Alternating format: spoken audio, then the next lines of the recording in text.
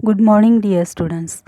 ज्ञान विज्ञान आणि सुसंस्कार यासाठी शिक्षण प्रसार हे ब्रीदवाक्य देणारे परमपूज्य शिक्षण महर्षी डॉक्टर बापूजी साळुंखे यांना मी प्रथमतः अभिवादन करते.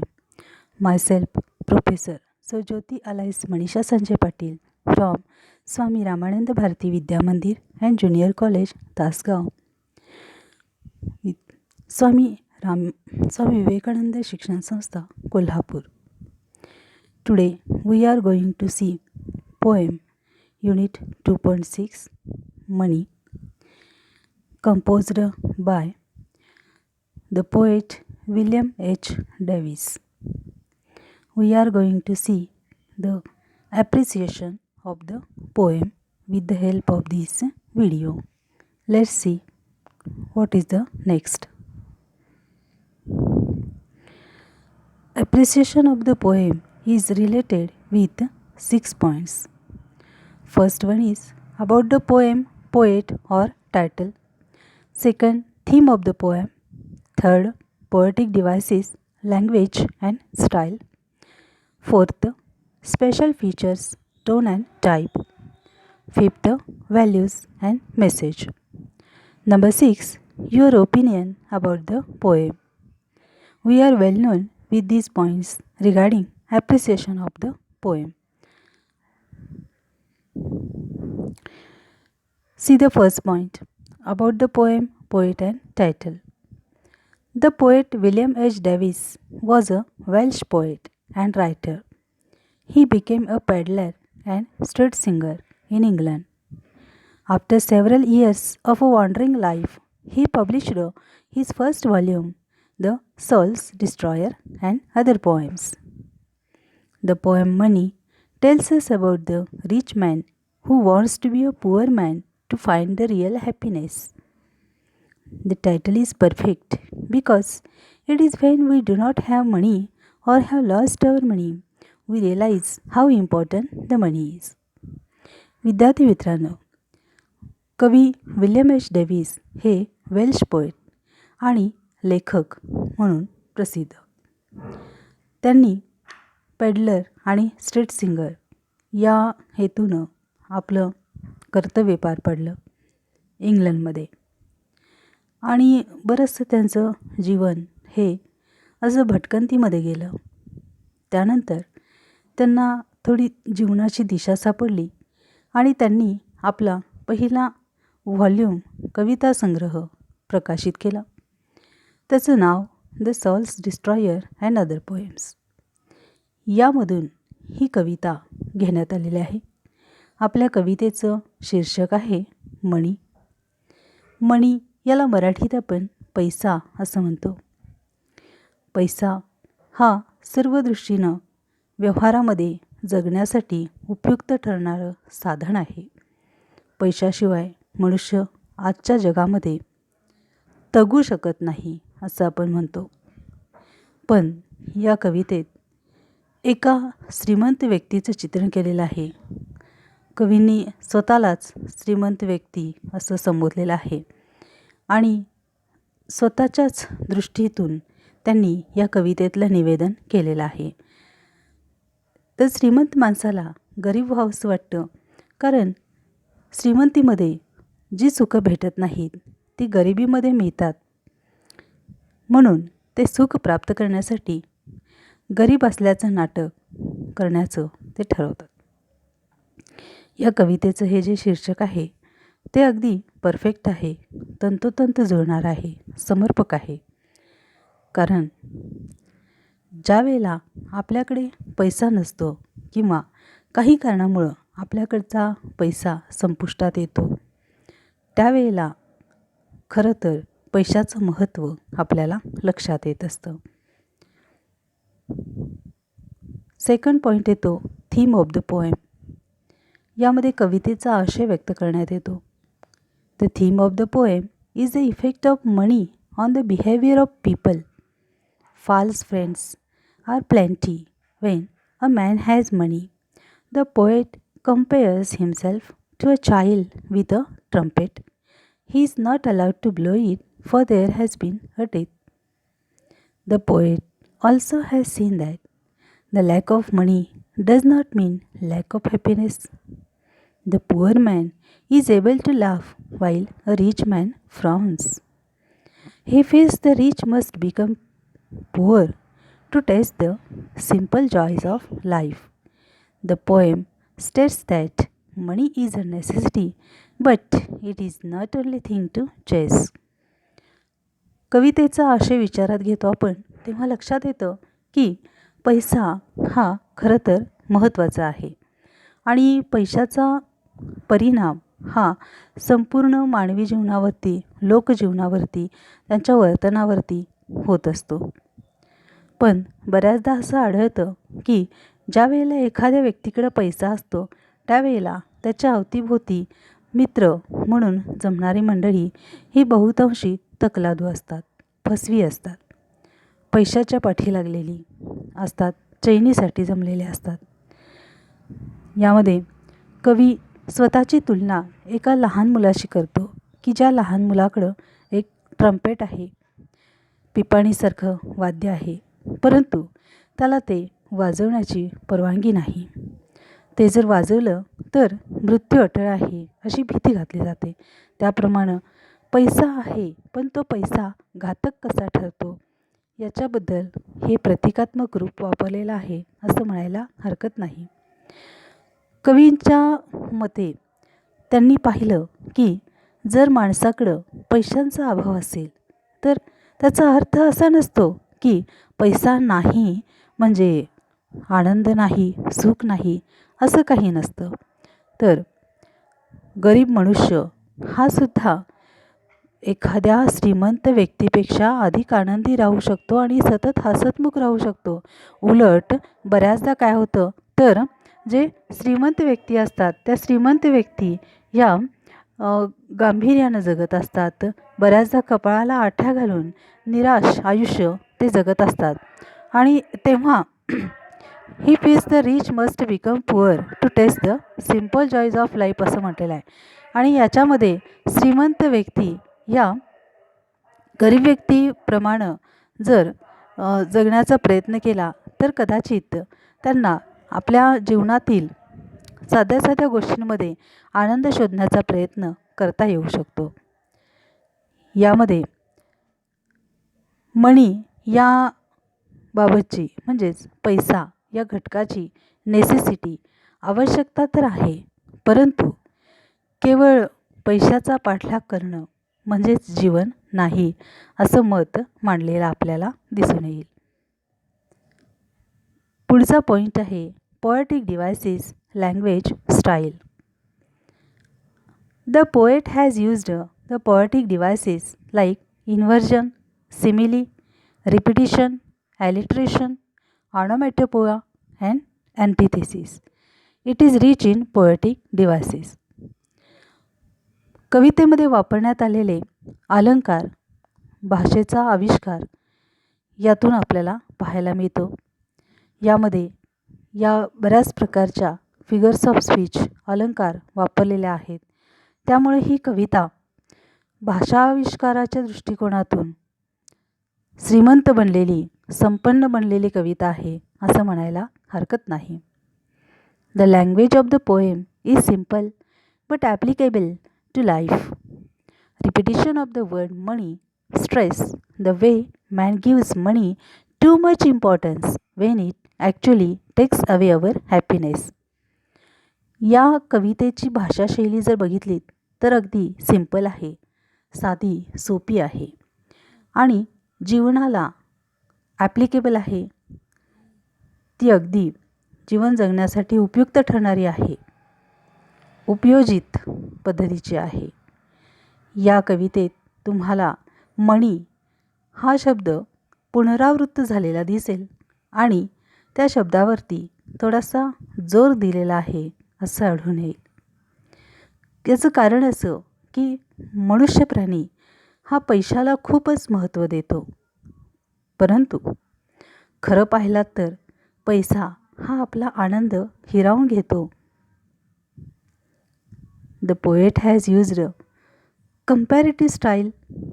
The poem is very effective with applicable truth. It depicts the contrast situation with the apt use of words. कवींनी जी शैली वापरलेली आहे या कवितेसाठी ती आहे कंपॅरेटिव्ह स्टाईल. तुलनात्मक शैलीतून ही कविता आपल्यासमोर सादर केली आहे. ही कविता इफेक्टिव्ह आहे, परिणामकारक आहे आणि मुख्य म्हणजे त्यामध्ये सत्य, वास्तव आपल्यासमोर मांडलेलं आहे आणि कॉन्ट्रास्ट सिच्युएशन दर्शवलेले आहे, विरोधाभास दर्शवलेला आहे आणि त्यासाठी अगदी ॲप्ट यूज ऑफ वर्ड्स म्हणजे समर्पक शब्दांचा वापर करण्यात आलेला आहे. त्यानंतर पुढचा चौथा मुद्दा बघा. Special features, tone and type. The poem has 5 stanzas of 4 lines each. The 7 or 8 syllable lines are short but rich in poetic devices like inversion, simile, repetition, alliteration, onomatopoeia and antithesis. या कवितेमध्ये तुम्हाला 5 स्टँजाज म्हणजे 5 चरण असलेले दिसतात आणि प्रत्येकी 4 ओळी 4 लाईन्स आहेत. या कवितेच्या ओळींमध्ये 7 or 8 सिलॅबल लाईन्स आहेत असं म्हटलेलं आहे. म्हणजे आपण प्रोनाऊन्सिएशन करताना त्या शब्दाचे युनिट्स तयार करतो, छोटे छोटे भाग तयार करतो आणि विशिष्ट ठिकाणी थांबत असतो. त्याला आघात देतो असं म्हणतो आपण, त्याला सिलॅबल असं म्हटलं जातं. ही कविता बऱ्याचशा पोएटिक डिव्हायसेसनी, अलंकारांनी, भाषाविष्कारांनी बद्ध आहे आणि त्यामुळं संपन्न बनलेले आहे. The rhyme scheme of first 4 stanzas is ABCB while of the 5th stanza is ABAB. The rhyme scheme lends rhythm. या कवितेमध्ये विशिष्ट यमकरचना आहे. पहिले चरण ते चौथे चरण या चारहीमध्ये तुम्हाला ABCB ही राईम स्कीम दिसेल आणि 5व्या चरणामध्ये थोडा बदल आहे, ABAB अशी राईम स्कीम आपल्याला पाहायला मिळते. राईम स्कीम असल्यामुळं साहजिकच या कवितेमध्ये रिदम आहे, लयबद्धता असलेली दिसून येते. The poem is connecting us to the reality of life that no amount of money will satisfy greed or buy happiness. The type of the poem is expressive. आता ही जी कविता आहे ती जीवनातील रियालिटी, वास्तव आपल्या समोर आणते आणि त्यानुसार कोणत्याही परिस्थितीत पैसा हा घटक आपल्याला सॅटिस्फॅक्शन देऊ शकत नाही, समाधान आपल्या जीवनात करू शकत नाही किंवा आपण कोणत्याही पद्धतीनं सुख, आनंद पैशानं विकत घेऊ शकत नाही, हा विचार इथं मांडलेला आहे. आणि या कवितेचा टाईप जर आपण बघितला तर तो आहे एक्सप्रेसिव्ह. कवींच्या मनामध्ये जे विचार दडलेले आहेत ते त्यांनी सुस्पष्टपणे आपल्यासमोर मांडण्याचा प्रयत्न केलेला आहे.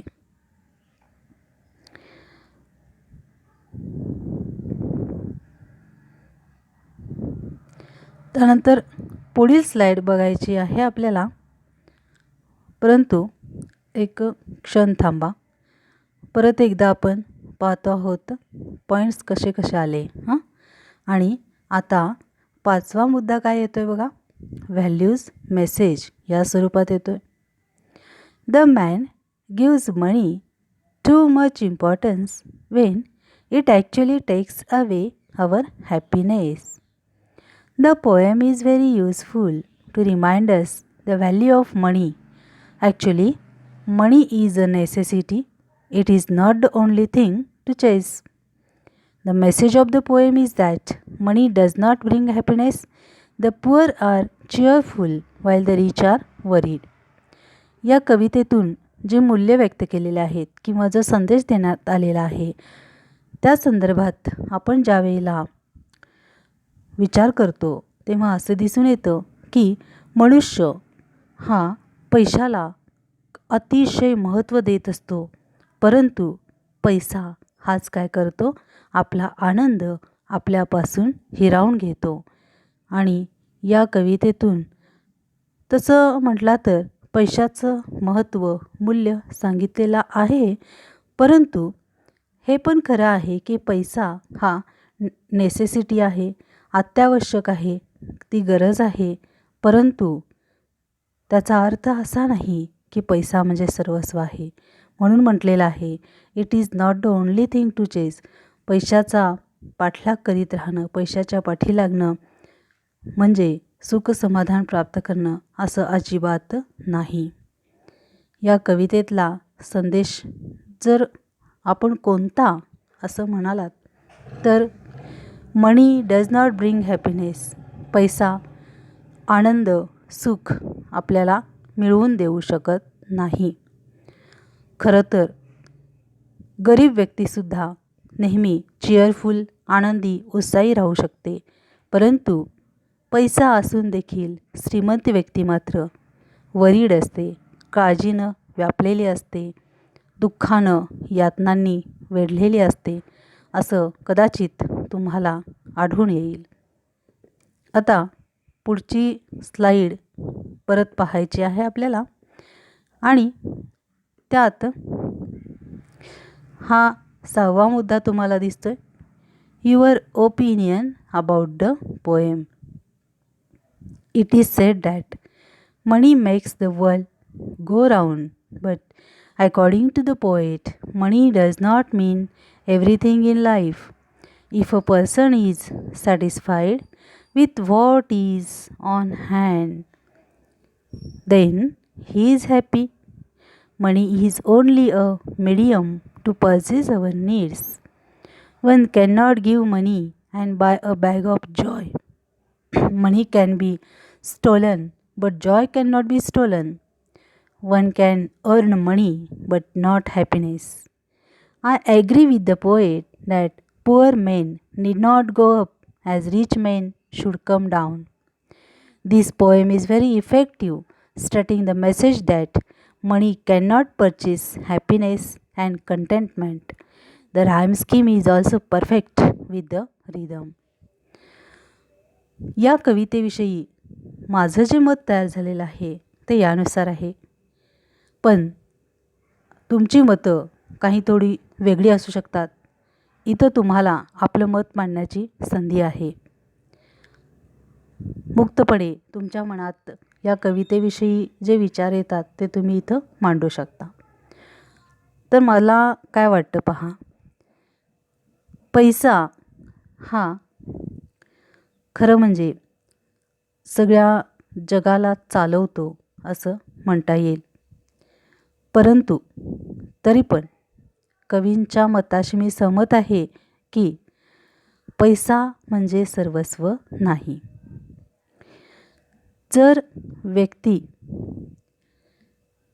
समाधानी बनायची असेल, आनंदी बनायची असेल, तर पैसा केवळ ह्या गोष्टी विकत आणून देऊ शकत नाही.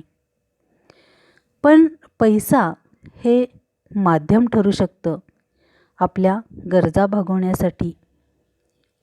आपल्या स्वप्नांना काही प्रमाणात खरेदी करण्यासाठी पैसा उपयोगी ठरू शकतो, परंतु हाच पैसा कोणीही केव्हाही आपल्यापासून चोरून नेऊ शकतो. पण आपल्याला मिळालेला आनंद हा दुसऱ्याला हिरावून घेता येत नाही, चोरून नेता येत नाही. हॅपीनेस, जॉय ही केवळ आणि केवळ आपली स्वतःची प्रॉपर्टी असते. त्यामुळंच कोणीही पैशाच्या सहाय्यानं आनंद खरेदी करू शकत नाही, सुख समाधान विकत घेऊ शकत नाही, हे सत्य आहे. म्हणून कवींच्या मताशी मी सहमत आहे की poor main need not go up as rich main should come down. बऱ्याचदा श्रीमंत माणसाला ते सगळी श्रीमंती झटकून टाकावी, सगळं फेकून द्यावं आणि सर्वसामान्य जीवन जगावं असं वाटत राहतं. हे खरं तर मानवी जीवनातलं गमक आहे आणि या कवितेतला हा संदेश खूप परिणामकारक ठरतो की पैसा हा कोणत्याही परिस्थितीत आनंद किंवा समाधान परचेस करू शकत नाही, खरेदी करू शकत नाही. ह्या कवितेमध्ये राईम स्कीम असल्यामुळं आणि ती अगदी परफेक्ट असल्यामुळं या कवितेत लयबद्धता असलेली आपल्याला दिसून येते आणि एकंदरीत ओव्हरऑल जर पाहिलं तर ही कविता आपल्याला खूप चांगला संदेश देऊन जाते असं मला म्हणायचं आहे. आणि एकूण तुम्हाला कवितेचं ॲप्रिसिएशन लक्षात आलेलं असेल असं मी गृहीत धरते. See you. थँक्यू.